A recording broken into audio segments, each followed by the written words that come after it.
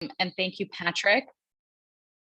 It's wonderful to be here with all of you, and I'm eager for a rich discussion. I feel like this is the type of setting that if we were in person, it would be fluid and exciting, and people would just sort of like talk and have snacks and maybe wine or something. And this reduces it in very odd ways that I, at this point, 2 years in, think it's absurd to not recognize. It's like, we're all trying to connect in the best ways possible over Zoom. And so I would hope no pressure, but if you want to come on camera, please do. You are invited to.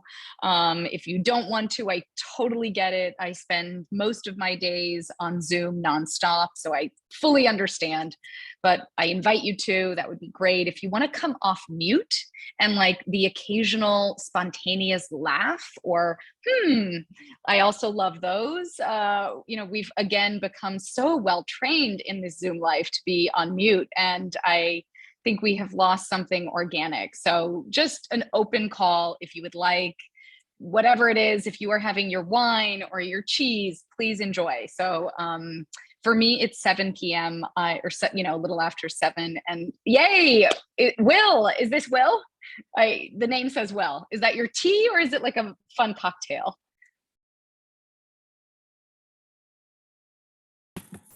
Sadly, Chobani yogurt.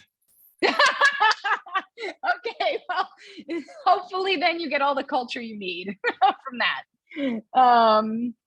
Well, it's wonderful to be here with all of you. I figured, given the size of us together, I hope we can have as much of a discussion as possible and about the film and just about these issues. I figured I would speak for a brief period and just sort of tell you who I am beyond a bio, and then how I came to this work, how I think about this work now, in what we are seeing ahead of us for the next several years and decades. And then honestly, I welcome any questions or interruptions. Again, that is what we've lost, and I welcome it. So Patrick, please, by practice and by example, interrupt if you have some burning, exciting question. I know that you will. Or Adrian, I'm looking to you both. Okay. Okay, great. Still on mute. There we go. All right.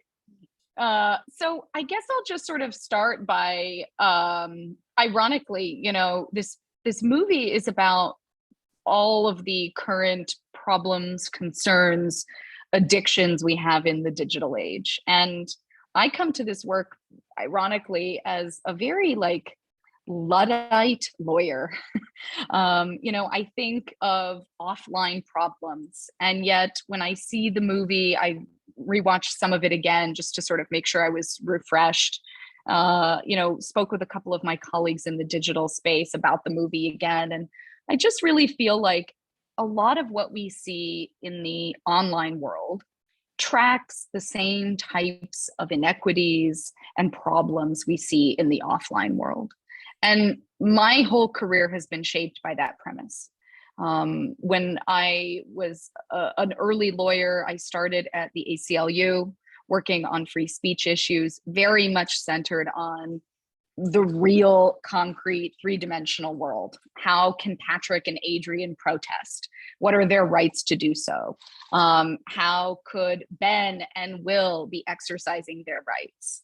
And over the years, as I eventually went into private practice and then frankly saw what I felt was a real demise and erosion of public discourse, I became very worried about how the digital world was shaping our communication and the way we conceive of issues.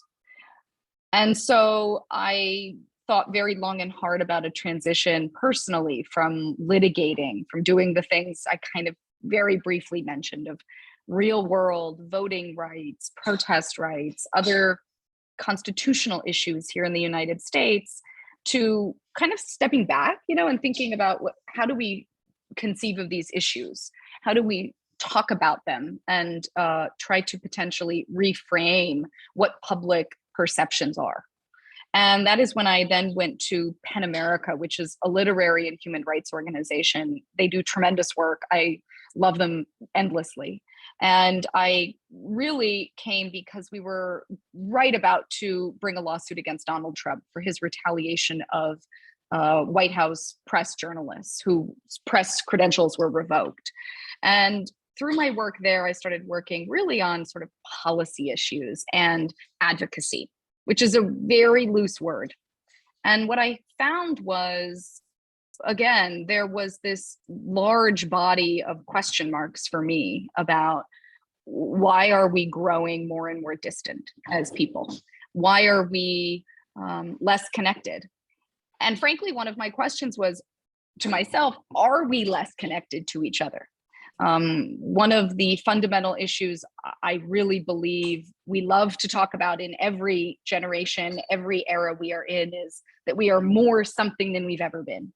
You know, we are more divided on free speech than we've ever been, or something, we are more this, we are more in crisis. And actually, a lot of history shows us that we are not. We have always been divided on issues. Communities have always been rather insular. And so a question to me is, what has the digital age done? Because when I, as a free speech advocate and expert, felt like there was a huge, huge question mark around that.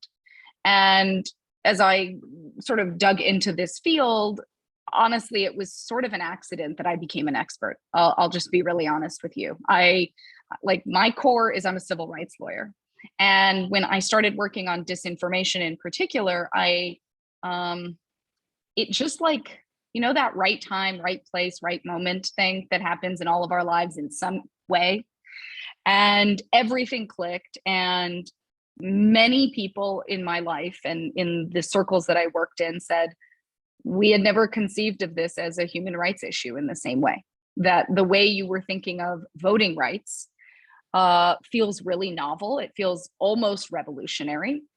And I just intuitively said, this is around 2018. I said, you know, there must be ways that disinformation is targeting voters. And I remember at the time people said, well, that can't be.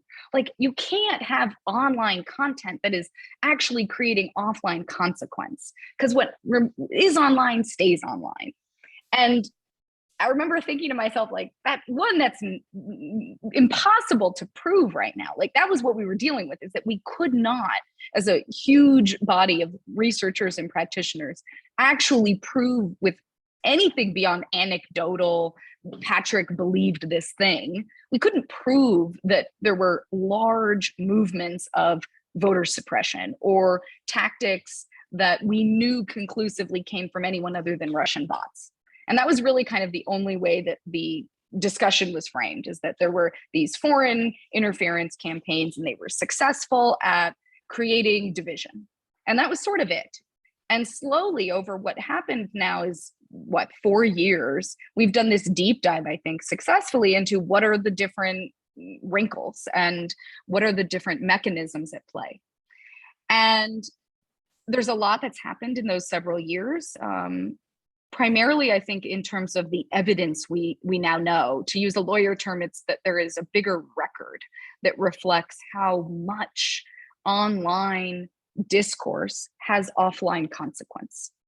And so I really frame personally the social dilemma in that way, is that it's a wonderful reflection now of insider and former tech workers, experts who know this field, reflecting on some of the impact, good and bad, and then primarily the kind of very, very deep, almost anthropological ways that this will affect us for generations. And I think there is sort of a mix of Catholic guilt in the movie, you know, of people saying we really believed in what we were building. I'm Catholic. I always carry guilt with me. Adrian is laughing. So it's sort of easy to spot, you know, whoever is of a certain ilk. And I think that there is sort of this moment of reflection in the last couple of years now, given that growing, I would almost say, groundswell of evidence, that we are slowly now seeing not just the anecdotal Patrick was influenced by a single piece of content, but that there are movements and that the online space really does shape what we conceive of offline. So it happens individually, absolutely, but it happens in very large ways. And so the work that I do now, in just sort of kind of bringing it full circle, is I work at Free Press. We are a media and tech justice organization. We are mostly known inside DC as one of the kind of go-to organizations.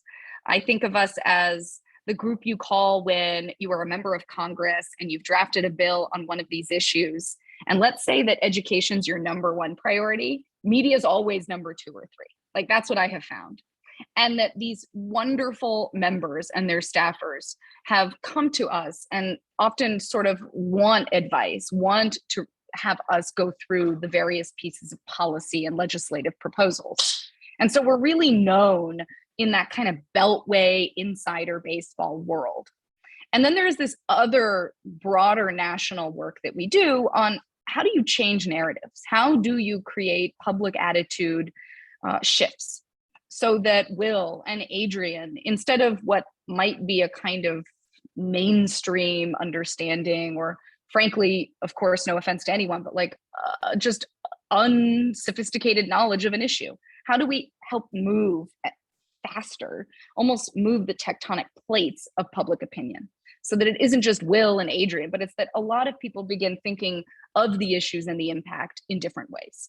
And so I often call myself an urgency incubator. I think quite a bit about how do we like create the urge to move on something for people who are in communities, for journalists, for members of Congress, and for tech companies.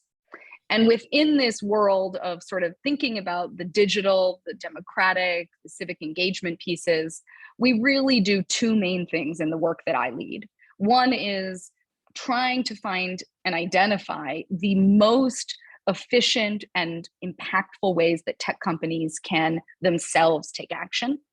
And then separately, what are the other interventions we need to create a digital justice, a kind of internet that serves all of us? And so I exist in weird ways because I exist in organizing. I try to organize people together with my team. We work in coalitions in almost everything we do.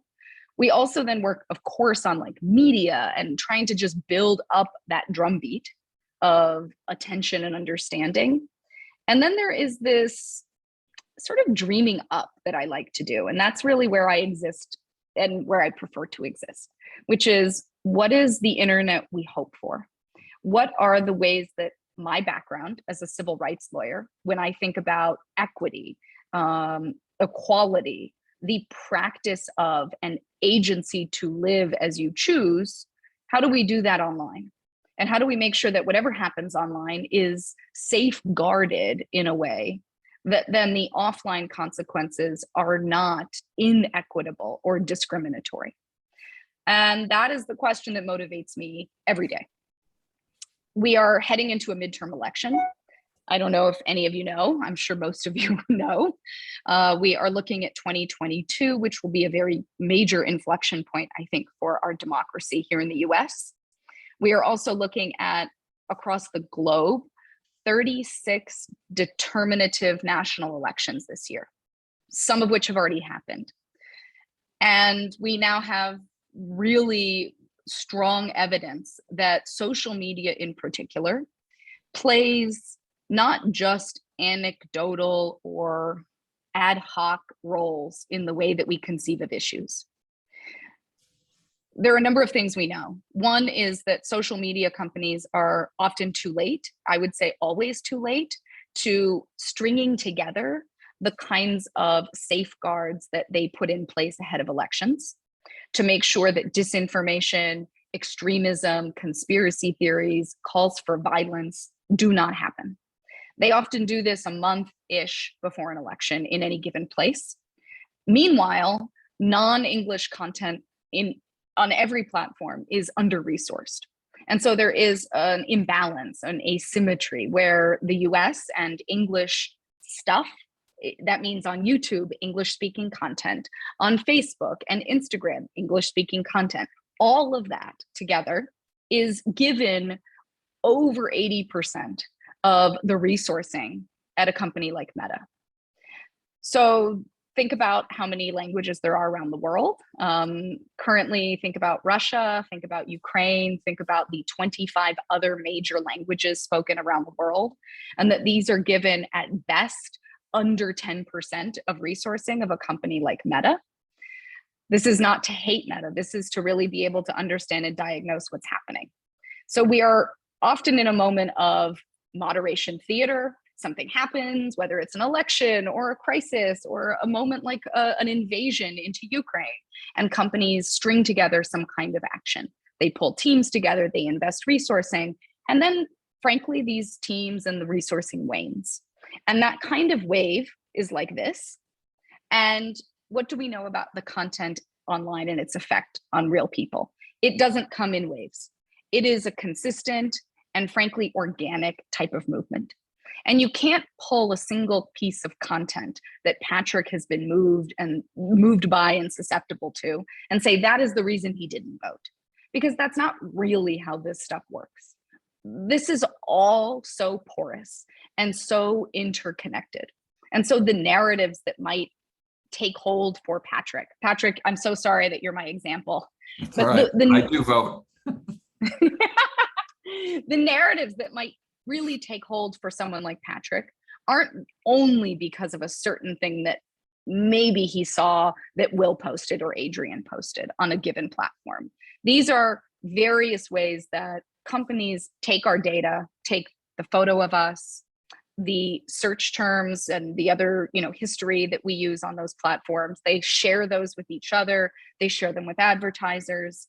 If you are seen in your photo, for example, to be darker skinned and you might seem like you are Latino or Black, and you have searched for, let's say, something like Black hair products, or you are with a name that is pretty obviously female, what we have seen is that companies will place individual users into cohorts. And then they will exclude those certain cohorts based on identity from seeing content. And so it creates what some have called algorithmic or digital redlining, the kind of way that Will may see something that Adrian doesn't see because Adrian is a woman, or likewise what I don't see because I am Latina and a woman. And this is really the new frontier for opportunity in civil rights. And it's why I come to this world and why I always talk about the beginning of my career and who I am and why I come to this, because I'm a civil rights lawyer. And we cannot talk about these things, tech ethics, the future of the internet, without really thinking about what are the real people implications. And I think The Social Dilemma does that very well. It sort of describes the addictions, the impact on young girls, on others, the ways that perhaps what unintended consequences have become were, as Adrian pointed out, really just early seedlings of the best intentions to connect people. So we're in a moment now where many of us are asking ourselves, what is the path forward? And there is a tension, I will be honest. There are some that are still trying to define the problem. What is disinformation? How does it target us? Why is Adrian susceptible in different ways from Patrick? If partisan and politically Adrian identifies a certain way, what are the ways then that Adrian is susceptible? That's all sort of the research on the body of conversation around how do we define what's happening? And then the other work that I now focus on exclusively is what do we do about it? Those interventions, as I mentioned, they are individual, like media literacy interventions, making sure that all of us understand how to identify what we're seeing. They are the tech interventions. I think that tech companies need to be labeling content better, creating pop-ups or overlays, the types of features that slow us down. If Will gets something that says, hey, you've been on Twitter for 48 minutes. Do you want to slow down and take some water? Do you want to go get some of your Chobani? Maybe Will not do that. But some evidence has been shown in studies, like researchers working with TikTok, that about 20%, this is rough, about 20% of users actually will slow down. Or if they get a pop-up on TikTok that says, hey, did you know that this that you're about to watch has been flagged as having false information? About 5% of those people will not share it. And those are not mind-blowing statistics, but they are things that point to the way that tech companies themselves need to take action. And then there are ways that I can talk later on in our conversation about the things I'm hoping tech companies will do in the lead up to elections, which is the focus so much of my time now. We have our individual interventions, we have our tech and like corporate interventions, and then we have these other interventions, policies, the regulatory mechanisms. I will be honest, for those that are not in it every day, they will get very boring and very in the weeds. But that is the stuff that motivates me every day, is how do we think about sound policy that treats everyone equally, that develops and enhances civil rights safeguards online. So I promised I would only talk for a little while, and I've now run about up to my time limit. I wanted to sort of set the stage with the issues as I think of them. And I would love to just sort of talk with all of you about your reactions to the film and what you're worried about or thinking about. Thank you so much, Nora. That was a really wonderful introduction and some really wonderful remarks. I would invite everyone to unmute themselves. We are a cozy group, as I said before. I hope you feel comfortable enough doing so, so that we can actually have what I hope to be is a more organic conversation here together. Patrick, you already have your hand up. Go for it. Yeah, I mean, I really welcome this opportunity to have a sort of more intimate conversation, because it takes the form of a conversation. So, I mean, I'm going to build off of your last comment, namely the reactions to the film, and then maybe ask a bigger question, or just a musing. I couldn't help but think, so I have 3 children, and the youngest of which is 23, my daughter, and the oldest is 31, and my 2 boys are 31 and 26. So they're all really raised in the digital era, but my daughter, I think, has been impacted the most, both because of her age and having been sort of fully immersed in it from the get-go. I used to joke that once we got her a cell phone, it was sort of surgically attached to her hand. But it's also the case that, being a girl, I think that she was much more sort of susceptible to that a lot of the nefarious or destructive things that happen over the internet, and you know, I think that was depicted in the film. And so, in fact, in addition to thinking about this film for this series, I immediately wanted her to see it, and she did, and she thought it was very powerful. And you know, she's herself has been going through, I think, a lot of struggling over the kinds of things that she engages in. I mean, just like, again, lots of social media time, lots of screen time, but at the same time recognizing its destructive impact. So it really resonated for me, most importantly because of my kids, and most importantly because of her. And I thought that what was particularly powerful was just, you know, the ways in which social media has contributed to such things as, you know, anorexia and other sorts of pathologies. But my bigger thought about this, on the level of like, what should we do about this, is I thought what the film was really powerful in conveying, and it builds on what you were just saying, Nora, about this, you called it algorithmic and digital redlining. I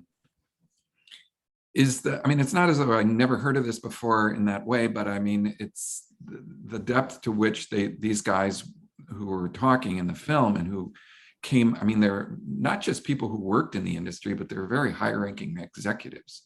And the ways in which the business model itself drove many of these decisions, that advertising is so key to raising profit, revenue, and that in order to do that, the most efficient way was through this digital or algorithmic redlining, and contributing to sort of a whole series of echo chambers, so that you think that you're having a sort of a robust social experience, when in fact, it's a very narrow one, constructed not so much by you and your friends, but by this business model. And I don't know, when you ask, what is the internet we hope for? I'm just wondering to what degree it's possible to construct an alternative internet. In other words, one where it's run on a different model that isn't a business model. That, I mean, it strikes me that it's very difficult if it's profit generating, that these guys won't go in the direction they've gone in, because that's the most efficient way to raise revenue.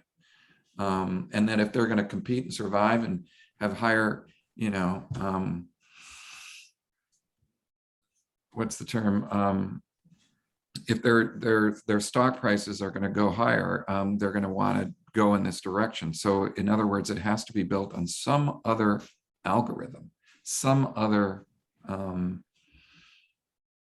model that isn't a business model. And I'm wondering if there's the possibility of getting back to, you know, the very origins of the internet, when people thought, oh, it's going to be this democratic platform where people can really, in a very democratic and open way, interact with each other in a socially productive way. It would have to be sort of like an alternative platform.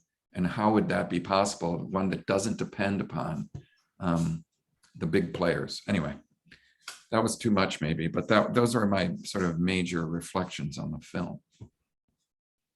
No, I mean, I think algorithmic redlining is what I am most troubled by, in two ways, because there is the ways that users are segregated and given essentially different experiences and opportunity based on their identity. And then there is another issue, which is the way that companies themselves amplify the worst content. And together, those things, I believe, are the number one threat by companies now, and the number one problem for changing public attitude is to make people more aware of what is actually happening. When I talk about algorithmic redlining often, I'll be honest, a lot of people don't believe me.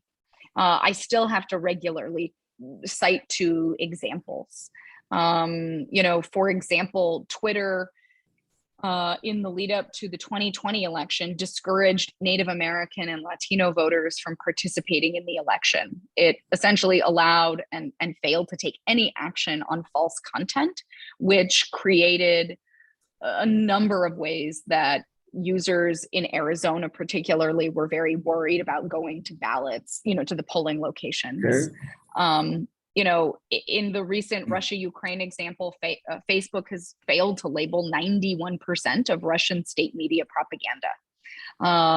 In the COVID context, we know that African-American, Native American, Latino, Middle Eastern, and other users of color have been given less credible COVID information. So less information from the World Health Organization and from the CDC.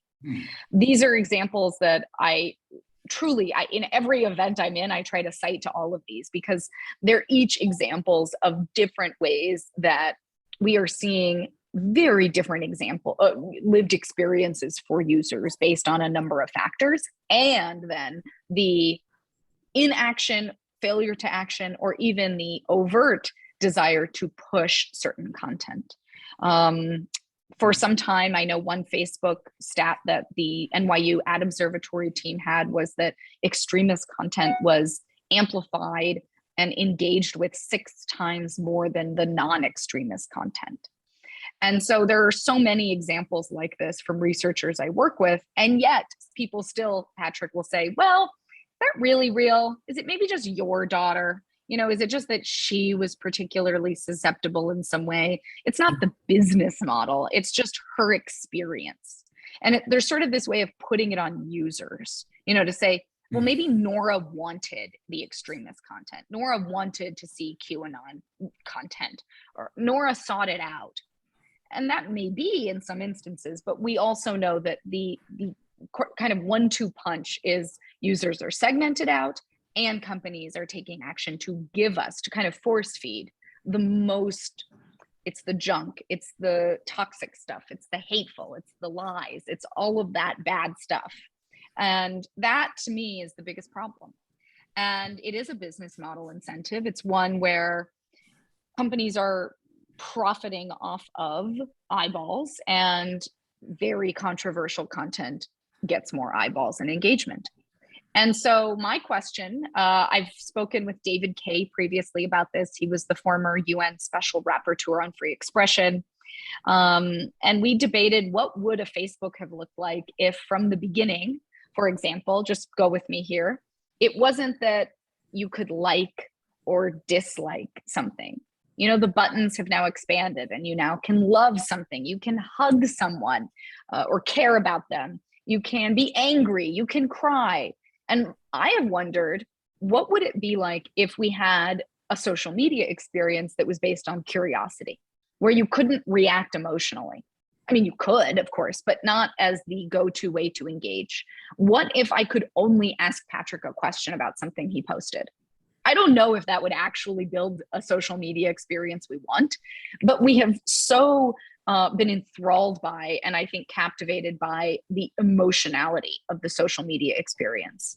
And it's one that it's very hard to get out of for a number of psychological reasons, which I used to work on a lot when I did a lot of media literacy training. Is what are the underpinnings for each of us, you know, psychologically? Why can we not turn it off? Or why is it so hard to debunk disinfo? A number of reasons, of course. And all of these together mean that the way the features are conceived of for users help increase that addiction. And we don't know much about it. And so there's the business model layer, then there are the user features, then there are the user interface experiences, and it is a very layered, complex process. Anyone, please. Adrian, please go ahead. You raised your hand. Okay, thank you, Will. That is so kind. So two things, since we're going to be more conversational about it. I do know that there are ways that one can, because I've done it in the past, and I wish I had thought about it before joining our session this evening, but there are ways in which you can view the profile that Facebook has created for you based on your behavior. You can Google about these steps to determine. So based on my Facebook behavior, they perceived me as being a Black woman in the United States of America, based on the kinds of articles I was reading, the things that I was posting, what I was sharing. So I thought that was actually a fascinating example of the ways in which their algorithm works or seems to be gleaning information, processing that information, and assuming something about the user. So that's one thing. The other thing, Nora, I feel what you're getting at really is a discussion of transparency. And I believe that and what strikes me about it is so very much in tension with what I believe corporations would say is in fact the business model, is in fact the right to proprietary data, even if it's data that in fact it is encompassed by our very behaviors, right? Individual behaviors.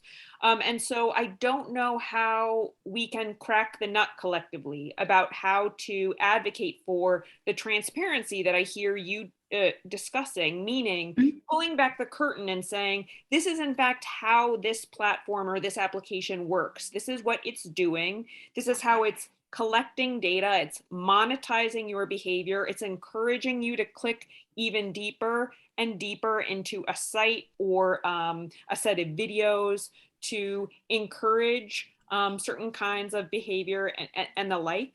I have I don't know how we are going to do that. And I don't know, given the legal landscape that prioritizes the rights of corporations and equalizes them to people, human beings, how we can push corporations to quote unquote do the right thing, because in my opinion, they will not do that. And so that brings us then to the question of regulation, which I think is actually required.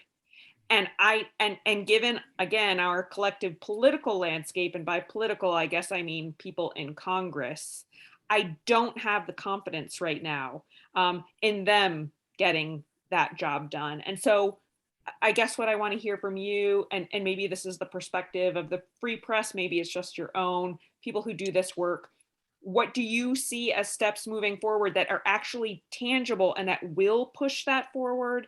Because we need to do something, and we cannot wait for the Mark Zuckerbergs or the Elon Musks of the world, who now owns a large share in Twitter, to actually take action. Because what they claim to be doing is, number one, is it might be necessary, but it's certainly not sufficient. And so we cannot have the fox guarding the hen house, quite frankly. And so what are we going to, what can we do as the public, and what can we do to put pressure our electeds to actually get something done? And Will, please jump in. Will, jump in. So, yes to everything that you've said, and there was something that I wished the documentary had followed up on at one point, and it was almost like a throwaway, of saying that look who the people who are making this, look who they are, this group of white men, young white men. And I don't know if they said 20 or 40 men, but that lays out part of the dilemma that we're talking about. If we truly are talking about equitable, inclusive, and just, we certainly aren't going to get it from the same folks. And that's part of this dilemma too. You're the people who have brought this to us and this situation aren't going to be able to fix it.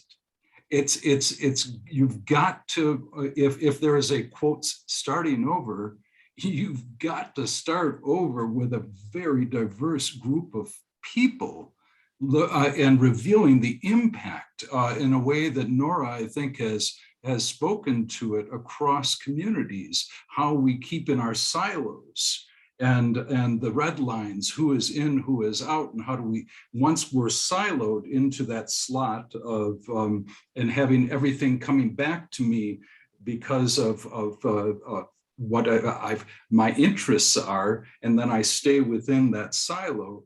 How do you disrupt that? And the only way I can think about that disrupting is literally starting over again and saying, no, I'm sorry, but the white guys aren't doing it for us all. They can't be the same people doing it again. They can't fix themselves. It's got to be disrupted on that level, I believe. Well, no, I love it, because whenever I've done media interviews, I'll be honest, I use the term "they can't fix themselves" all the time, because it's how I have so felt. So you're ready for prime time, Will. And let me try to answer Adrian's question and just sort of address some of what, Will, you brought up. There are absolutely regulatory and policy solutions that are being pursued currently, and which I think are in some ways meaningful and promising, and others that still need work. There are also ways that policy alone cannot fix this. And that really means that legally, there are some things that we cannot or should not be regulating.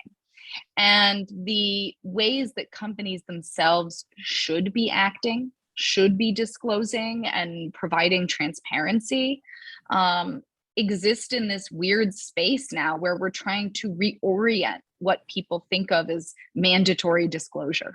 Think about the auto industry, think about tobacco, name any industry in which there are, of course, very regimented ways that those industries disclose their practices. We are currently in this weird,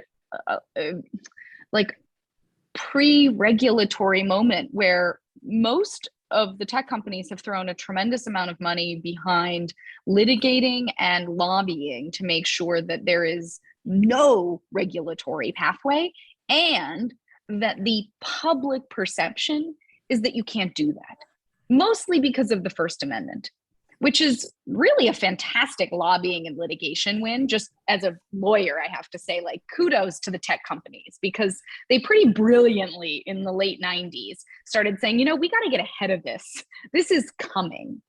And in the early 2000s, there were a number of, I won't do a legal lecture here, but there were a number of really important cases that established essentially that what companies are doing in a number of ways, like their algorithms, the other processes that they take on, the AI that they're using, is protected speech.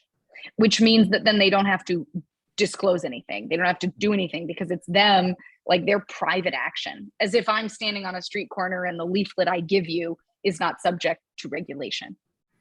That's a very reductive way of describing it, but just to give you a sense of where we're at. And so there is currently this cultural attitude. It's cultural. It is not legal, and it isn't even political. It is cultural, that tech companies can't be regulated.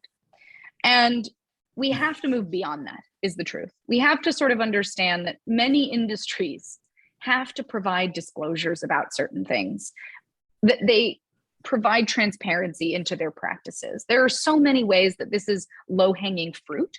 And by opening, like getting a look under the hood as to what these practices are, we can then have a better sense as to how to actually create regulatory guardrails. We're still in this weird phase of we don't fully understand what's happening. And no matter what anyone else will say, we never get a full slice of the pie. We don't get the full pie. What we're getting is pieces. So what's happening with the way US users are targeted by Russian propaganda, that's like one slice within one platform of something, but we don't know the whole picture. We can't really wrap our arms around it, to say this is the whole thing. And so transparency is one of the first most meaningful steps, I think. And then there are a number of other things that I also believe are low-hanging fruit. Things where we have existing laws to limit discrimination online. Not because it's online, but just because it's discriminatory. And so the types of ways that users could be targeted based on their identity, which might result in, voter disenfranchisement or other consumer abuse practices, those are also just low-hanging fruit for Congress to encourage, that not regulatory pathways are necessary alone, but that there are existing pathways to remedy, to a legal remedy, if you will. That's still not everything. And so there is a much bigger body of stuff. And I'm trying to be as simple as possible. There's just like all this stuff where you're like, what do we do with it? And so over the last couple of years, I have been developing with about 200 organizations, a little more than 200, a roadmap for policies that will attempt to disrupt everything you are all talking about, that we're talking about tonight. And so, Will, again, the fact that you used the word disrupt was very interesting to me, because that is exactly how I think of it. Because we don't necessarily want to police or stop or prevent. It's that we're trying to disrupt what are very problematic practices, and we don't yet know quite how to do it, right? Like collectively, we're like, how do we do this? Do we do the individual? Remember, like I said, the media literacy intervention. Great. Amy Klobuchar has introduced really great legislation to increase funding for education on media literacy. Thumbs up. Like, I love it. I think that's great legislation. Then there are the tech company interventions, of course. And then there is like everything else. And so I'll put in the chat for you guys what I have been developing with what we call the Disinfo Defense League. No pressure to read it now, but it is a network of almost 250 organizations. And many of these organizations are led by or focused on issues that will affect communities of color, who are often left out of these debates. And so much of the redlining of the digital civil rights issues we see affect those communities of color. And they affect other marginalized and vulnerable users online. And so we're trying to kind of create this very big tent type of network to say, how do we disrupt disinformation? How do we also disrupt surveillance campaigns, the way that our data has been extracted and used? How do we develop privacy protections? And so we have created what is the Disinfo Defense League policy platform. It does a number of things. One is we propose legislative action that Congress should adopt comprehensive digital civil rights protections that would limit the way that technology companies can collect and use our data, and to give each of us rights to control how that data is used, if at all. We also are trying to encourage and enhance data transparency. as well as then the transparency by platforms about their business models and who is being impacted and how. We are trying to address and would want to prevent discrimination by algorithms. And there are a number of other areas: protecting whistleblowers, giving external researchers access to information, where we have seen that when they scratch just the surface, many times social media companies will remove or deny access to external researchers, further prompting concerns, of course. And then there is, I would say, two other big areas worth action in the near future. One is how our federal agencies help protect online users. One of those is through the Federal Trade Commission. And they have two major areas of work. One is to enhance competition, and one is to protect consumers. And we believe at Free Press and with our partners in the Disinfo Defense League that the FTC should have the power and really use its authority to make rules about what companies can do to prevent data abuse. That issue of you're being targeted based on your identity, that is something that can be pursued and action can be taken by the FTC. And if companies then are in violation of that, that can lead to litigation and other types of investigations. And then we also believe, and this is the final piece, is that none of this is happening in a vacuum in the United States, and that we have to consider the global stakes. And so we are also trying, though more slowly, to think about how international bodies like the UN can document and analyze the harms that disinformation and other maligned online issues can cause, to try to create some roadmap where governments around the world understand all of the things I began with, that we have these 36 determinative elections and companies will wait until a month before to string together a voting rights center that doesn't do much. Meanwhile, everything else that is on their platforms is amplified, people are susceptible. And so we're thinking about what are the very big, step back global ways that larger entities like the UN can take action. And all of this comes together now, and there are some meaningful next steps. It isn't sort of like we came up with great ideas and that's it. The FTC has been waiting for its fifth commissioner. I don't know if you're all familiar. There needs to be a set of 5 commissioners for it to be fully functional. And by design, I believe that Republicans in Congress have prevented any action that would lead to a functional and healthy FTC. That has also happened with the FCC. And this is obstructionism by design, I believe. It has been something to hamstring reform. When the 5th commissioner for the FTC and for the FCC finally gets confirmed, that will usher in a whole set of activities where we will be working with that agency, particularly the FTC, to conduct investigations and particularly rulemaking, like making rules about privacy issues and how our data is used. And then in addition, there are pieces of legislation moving in Congress that are very promising. And so all of these, I would say, if you're interested, I would love to know that, because we're trying to sort of amass as much of a huge coalition as possible to get people to support these types of avenues. There are 2 pieces of legislation in particular that are moving.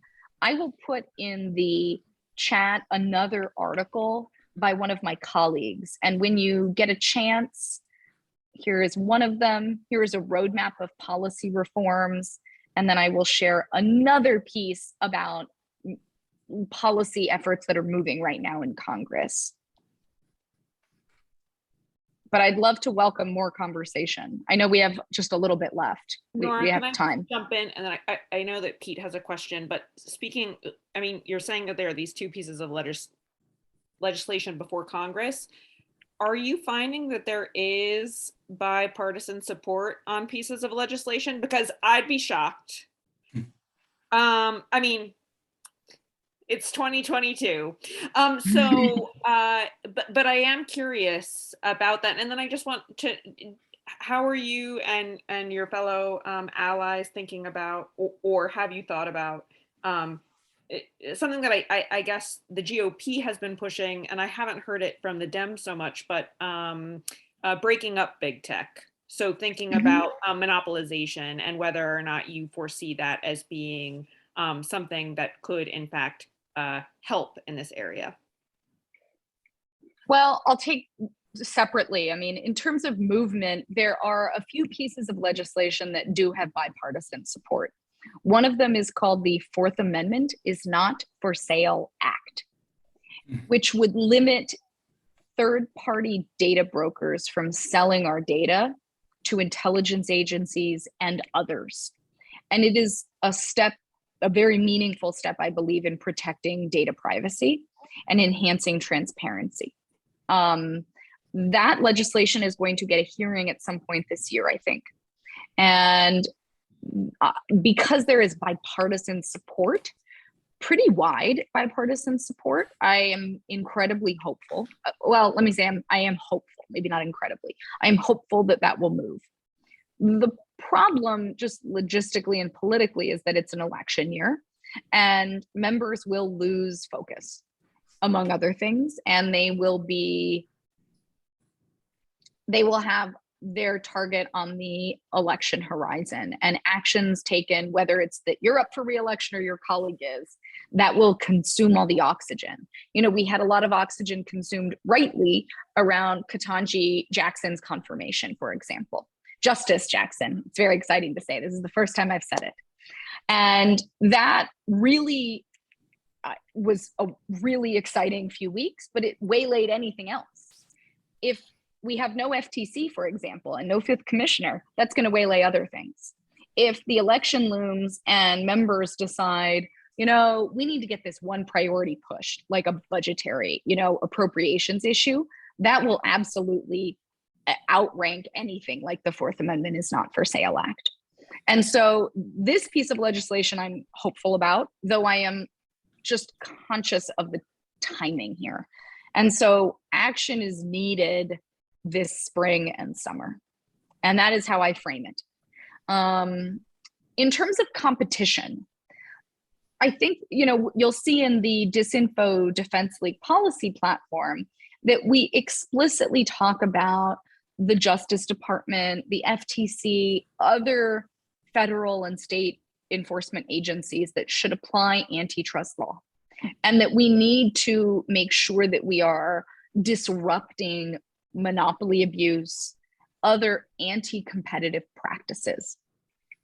I don't think that competition enhancement alone is a solution, because just breaking up companies does not mean that smaller versions of them will stop doing the things we know they are doing. And so I am very careful in the way I describe competition here, because one, I don't think we should ever throw cold water on a set of solutions. We really kind of have to debate all of it. And there's a lot of legislation now that is aimed at enhancing competition. And I am grateful for the opportunity to debate it. What we have seen, however, and the piece that I put, the second piece from Tech Policy Press, many tech bills, few real people solutions. That's a piece from a colleague of mine at Free Press. And it analyzes many of the antitrust pieces of legislation. A couple of those in particular are concerning because they essentially create loopholes where companies in the spirit of competition cannot take action on certain content or apps. And it would require these companies then to leave up certain things. That could be leaving up an account like Alex Jones or Parler on the Apple App Store. It could go in any direction partisan-wise, but creating mandates that would prevent a company from taking action feel counterintuitive, when what we are wanting is to be able to create more civil rights protections, equity for users. And so I try to really frame the debate for people as, yes, we need robust competition, and we need to make sure we are centering people, centering real people, that we aren't just antagonizing companies alone, but that we're remembering who is impacted by all of this. I worry that we risk losing sight of the stakes when all we do is say Mark Zuckerberg is mismanaging the company. Yes, he is. And there are shareholder resolutions, I believe, that will be up this year that hopefully will prompt action on the shareholder and the investor side and really kind of hold Meta's feet to the fire. But then there are these ways that if we don't always remember who is impacted globally, that there have been genocides because of the content in Myanmar, because of whatever else is existing in places, that content moderators are being abused in Africa. These are stories that we're just often not elevating all the time. And so it exists in that asymmetry that I spoke about at the beginning. Sorry, I've got a question that I wanted to ask, and it follows up from some of the things that other people said. Although, to be honest, you have answered parts of it already. So apologies if this ends up being a little bit more of a comment. That's great. Okay, well, cool.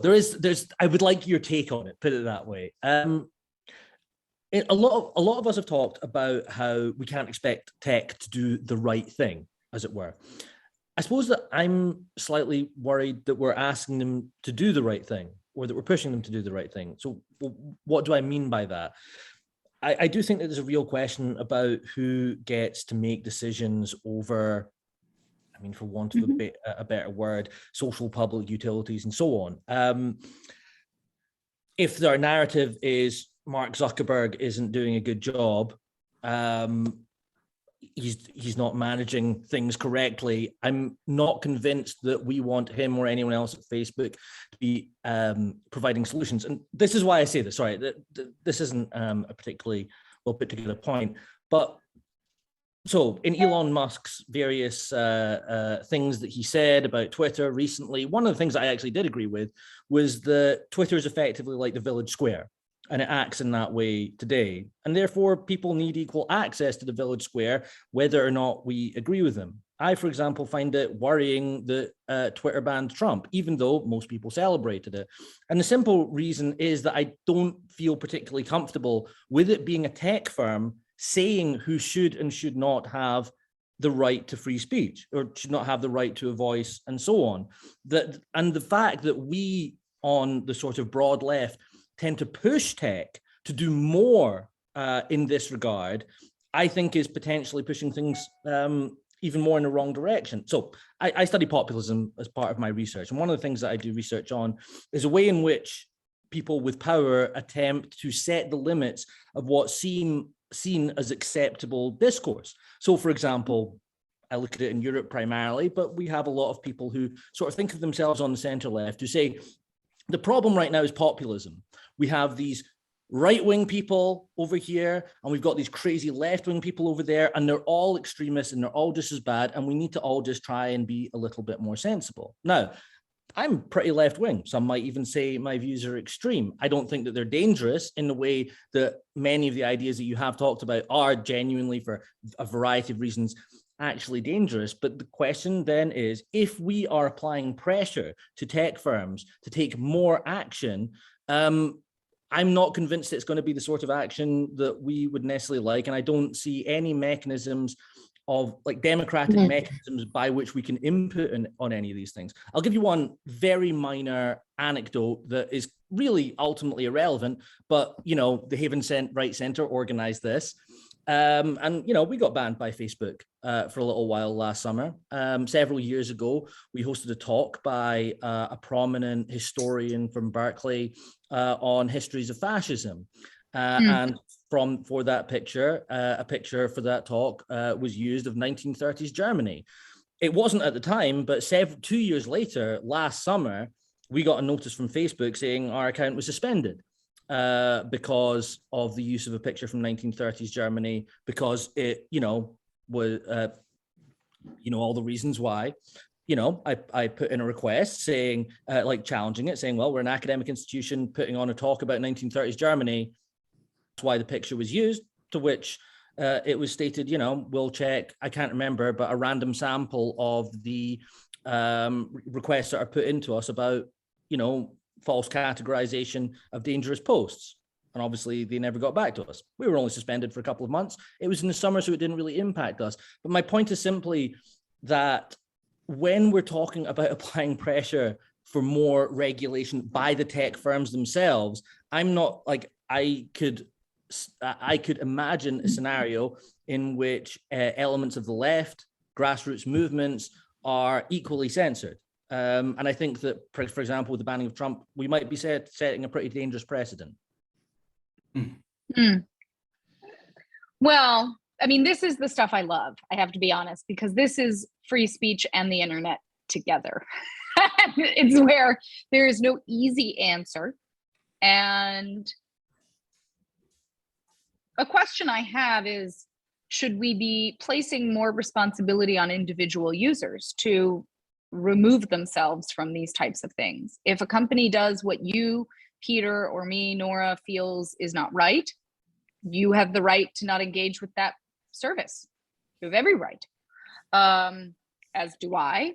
And the problem, though, and this is where I get more excited, is thinking about how much control these companies have. And maybe control is not the right word, but how much sway and influence the online world, and specifically the social media world, has on how we each conceive of issues, which then begs the question of, do these companies have more of a responsibility than to do something, frankly, in almost a moral sense? If we have evidence that they contribute to harms globally, and we are worried about that, what are the options available to us? Like, from truly a Socratic method, I would say, what are the options? What do you think? Go for it. I'm wondering if there might be a way to begin with regulation of AI. All the people in the film, all the executives, et cetera, seem to get the most deer in the headlights look on their faces when they started talking about the AI now being in control of the business model. The business model set it up, set it into motion, but the AI now makes it uncontrollable. And I think that if we talk about, rather than regulating the business model, which of course is what puts it in motion, but we talk about, if we start off with regulating AI, because AI is something that everybody's afraid of, everybody who knows what they're talking about, that might be the crack to get into regulation. One of did you want to keep doing the Socratic thing, Nora? Go ahead, Adrian. I was just going to say that, I mean, another option is to actually, Yes. If we're talking about it as being a public utility, you could go so far as to nationalize said public utility, which is to say that you remove one of the driving forces behind it. So if we're saying that this is supposed to be for the common good, the public good, this is the village square writ large that we can all tap in and tap out of, then why should it be something that actually generates a profit at all, but in fact should exist simply for its possibility to reward, augment, and help lives flourish? So to remove it from, to essentially neuter it of its profit motive altogether. So that's another option. Bravo. And I mean, that concerns me. I'll be honest. Making this a public utility scares me, because that feels ripe for abuse by other governments. So we know that in the hands of authoritarians, the treatment and framing of something like fake news or disinformation is really a way to silence dissidents. And so if a company is a public utility, depends on what the country is, frankly, and that would open it up to incredible, I often call it Swiss cheese effect, where there are pockets of really wonderful protections globally, and then there are these pockets of like just abhorrent abuse. Though isn't that happening now? It is, yeah, but it's all pretty bad now. Yeah. Well, so to Will, I don't know who your partner is here. I'm sorry, I was referring to Will, but I don't know your name. Oh, I'm Gwen. Gwen. Hi, Gwen. To your comment about regulating AI, one of the more promising pieces of legislation that I think is up currently is called the Algorithmic Justice and Online Platform Transparency Act, which would require disclosures from social media companies about their algorithmic processes, and then would put guardrails and hope to prevent discriminatory treatment for users based on the algorithmic processes. It's a really interesting bill. It has now ushered forward other bills that are trying to do some similar things by, to your exact point, create transparency as to the AI and algorithmic processes on platforms. We know that, of course, tech companies are lobbying to fight this in every way. And they just have endless money to do so. So the only options before us then are to influence investors, to push in public and organizing ways for shareholder resolutions, things that would put a kind of financial fear in these companies' minds, which long-term, I think really is a headline of, it isn't sustainable to support genocides. It isn't sustainable to amplify hate and lies. True sustainability is going to be through making sure that users are equitably given opportunity online. And that's really the direction I think we're going to be moving in. The problem is that we're still caught, we're in this rut of like the advertising business model, just like wheel. And I think that's why I was bringing it up, is because if you change the narrative, if you change the focus of what you're going after, you can get past the blocks that have been built up, because people are going to say, we need this business model. I want to do advertising on Google. I want, I spend all my time doing SEO optimization. I want to, people on all different sides of that equation have their trenches dug. That's why I say, take it out of those trenches, focus the narrative on a different plane, and start again. Patrick, you have your hand up. Yeah, I mean, I just wanted to pick up on the exchange you had with Adrian and think about that a little bit more. And it kind of, it feels as though it dovetails with what I said at the outset, because thinking about, the internet we hope for and how we can, in fact, build that. I think that the question around, it seems to me, I remember that one of the founders of Free Press, Bob McChesney, not initially, but one of the things that he and John Nichols wrote about was how to create a democratic media more broadly, and the need for going back and borrowing some of the practices that were in place in the early republic, when newspapers were heavily subsidized by the government, that all sorts of publications could flourish because especially they were able to be mailed for free of charge. There are a variety of ways in which they sort of explored the notion of public funding for alternative media, to, even if you don't end up, say, nationalize, and I'm drawing on a memory here, so I don't remember all the specifics of their argument, but even if you don't end up nationalizing currently existing behemoths in the social media empires, the creation of public spaces that are, in fact, literally public. In other words, they're made possible by the resources of the public through the government, can create thereby alternative venues in which people can engage in this kind of public square interaction and exchange of ideas that isn't distorted and driven by these other motives, the ulterior agenda of profit seeking, which creates these destructive business models.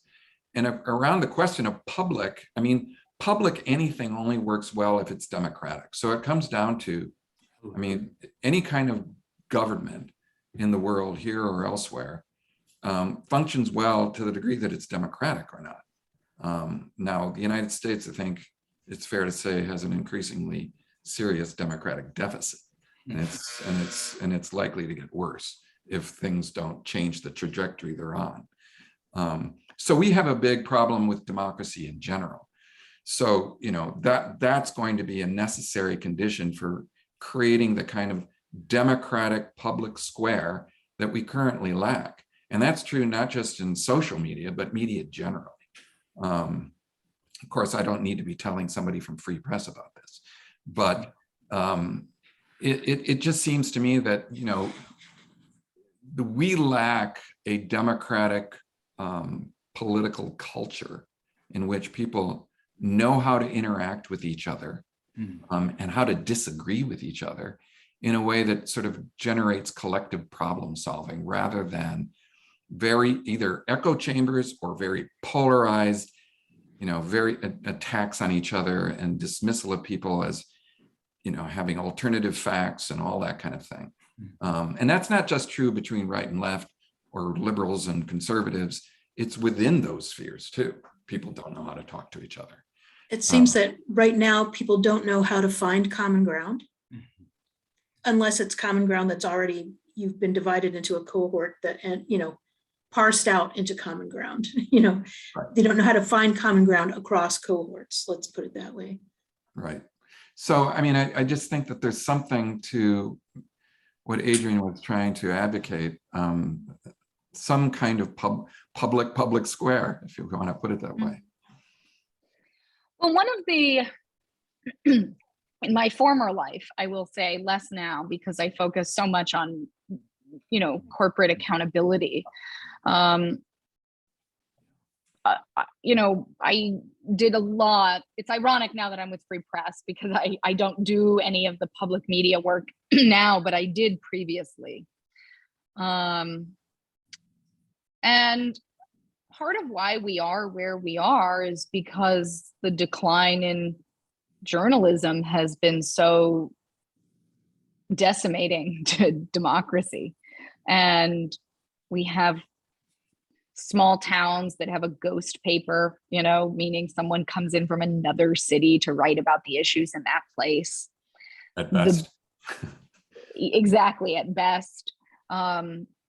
Wonderful examples of engagement journalism are really only strung together by wonderful funders, but very few and far between.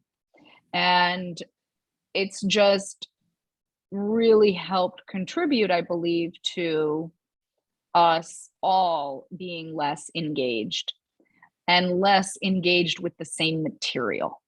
There was a period when many people, I don't want to say a majority, but many tuned in every Sunday to watch Walter Cronkite speak. And that kind of like singular narrative, right?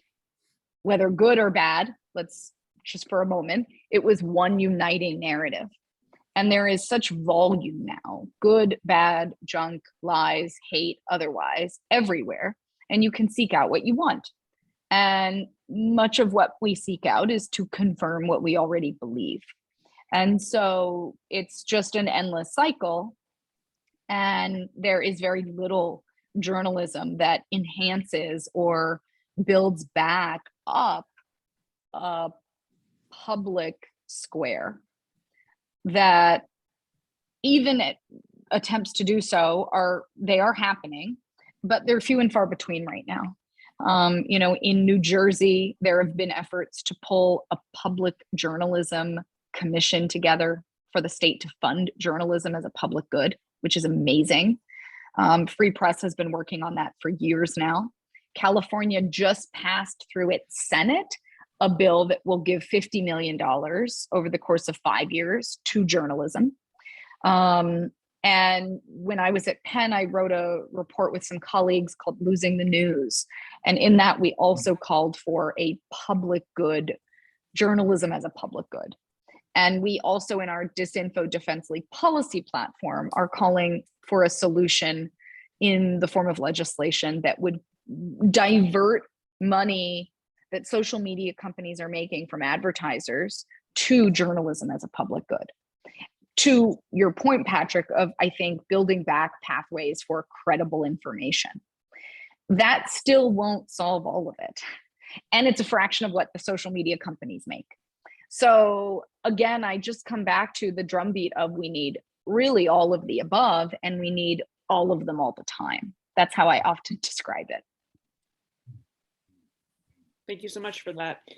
Will, you will have the last word, and then I will turn again, Nora, if you have any concluding remarks, though I feel as though you just knocked it out of the park with that last statement. So, Will.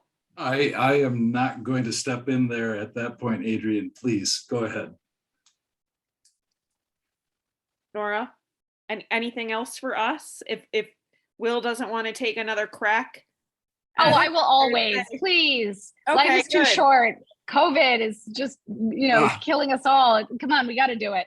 Well, it was great. Will, do you want to jump in? You brought in Walter Cronkite, and that is an era that is gone. And I was holding the question of how it was lost. I believe it was lost based on a law change in for journalism and holding, and forgive me, I don't know the name of the law, but not having to hold people to the truth anymore in journalism for freedom of expression, for the First Amendment rights.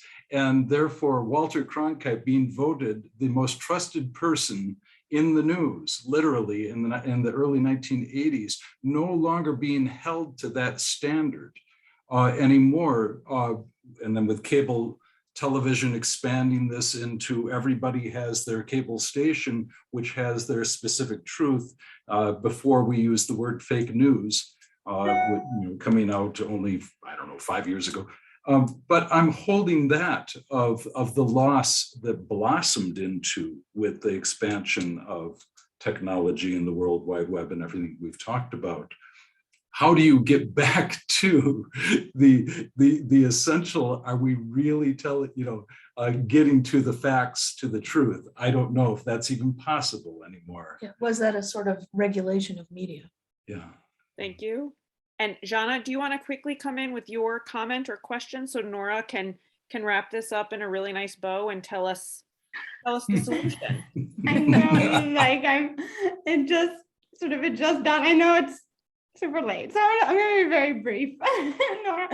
But one of the things that I find really sort of also fascinating, right? I mean, we're talking a lot about the sort of supply side, right, of misinformation and fake news, and all of the harms that are also associated with these platforms. And one of the things that I think about as well is from the demand side, right, and what explains really why this information is what brings money, right, to these companies, right? Because that's the only reason it seems to me that they actually put out that information, is because it brings them money. And so, I wonder if there is also a discussion within the field, right, as to why that, the film really touches a lot on sort of psychological dimensions of it. And I wonder whether there's also, right, a social element there. The sort of, loss, one hypothesis, right, that there's people have no power over a lot of the things that affect their well-being, right, that affect their lives. And so, and I wonder whether, and what that's associated with, I wonder whether that has also something to do with why it's so profitable to have fake news, and so I wonder, to me, that's kind of like the main question that I had, is whether there is a discussion of this as well, in addition to the supply side of things, why there is such a demand, and the social elements there. Yeah. Well, There is a lot of research, and because we're, coming up on time, I won't go through all of the research, but I would just point to some of my colleagues. Lisa Fazio is one. She does amazing work on the illusory truth effect, ways that it is incredibly hard to walk back the belief in a lie, that you can't really do that very well. And she is an amazing researcher and friend. Danigal Young looks at the kind of partisan ways that we believe in certain things. It's referred to as your epistemic values, but how you proclaim those. And all of it is to say there is sort of a many layers that create reinforcing attitudes and behaviors in all of us that then are exploited, whether consciously or not, by companies and the practices on those platforms. And so it's really a perfect storm, so that socially we feel a certain way about our behavior, and then we are perpetuating it because of what we are engaging with. And that is not just social, then it's political, it's psychological, it's partisan political, not just political in a larger sense, it's geographic.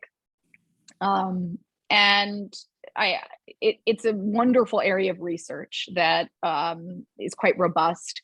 Dave Rand is also another researcher who does this. I'm just giving you those names because I can't summarize everything now. And despite being dry, I would say they're actually really great research reports. Please dig into these if you're interested. In terms of tying a perfect bow together, I would say my current personal passion areas around monitoring the anti-democratic trends we are seeing globally. And that is not just happening online, it's happening offline. It is happening in hyper-localized state level, federal, and in other countries, contexts in which the rolling back of rights and agency permeates quite a bit now. And so if we think about what does the future of an internet look like for us, or what does a social media experience look like, I don't think we can get back to, or to use that language, back to a unified narrative we're all experiencing. But we can get to, I believe, a new place of more empowered users, meaning more mechanisms in place, whether those mechanisms are ones I implement, like I am putting Instagram on a chronological feed instead of what Instagram recommends for me. That is me being empowered. Or we are creating empowered users through regulatory and other interventions. And that is, I think, the future we will be seeing over the next decade or two, so that we reach a point where this memory, this experience and conversation is so far back. The same way early airplane regulation and early auto regulation were things that we don't quite talk about anymore because they're so rote now. They're so obvious and reflexive. And so I hope we get there, and we will absolutely have missteps along the way. But over the next several months, as a point of action, I would love for you to connect with me. One of the most easy ways is probably on Twitter to connect with Free Press. We are at Free Press, and I can put it in the chat, at Free Press on all social media. It's ironic to connect with me on social media while talking about social media accountability. But to that point, there are wonderful ways that the internet actually brings us together, and let's fight for those futures. So connect with us there and connect with me. I am Attorney Nora on also every platform. And over the next 2 weeks, we're going to be rolling out a lot of new work. And then over the next several months, we were going to be pushing for the pieces of legislation I mentioned tonight. So thanks so much. Nora Benavidez from Free Press, thank you again so much for spending your evening with us.